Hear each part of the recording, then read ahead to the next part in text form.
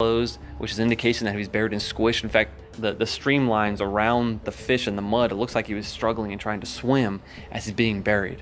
We've got abundant evidence of rapid fossilization. There's some three-dimensional dinosaurs that are preserved where a dinosaur is crouching down and yet he's covered in mud, and the only way to do that is if the mud is accumulating so quickly that he's literally suffocated in the mud, because if he had died he would have fallen over, or at least would have laid down flat. But no, he's crouching, the mud covers all the way up above his head. And Mount St Helens is certainly an excellent example, because we saw things happen there that blew geologists' mind. May 1980, the eruption of Mount St Helens, and the next, in that major eruption and subsequent ones, up to 600 feet of rock layers, new material was deposited around Mount St Helens.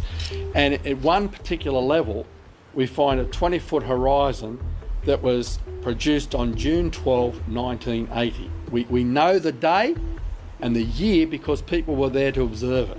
So it's testable. You know, we've got reliable eyewitness accounts. But within that 20-foot thick layer, we have multiplicity of small layers, alternating coarse and fine-grained layers.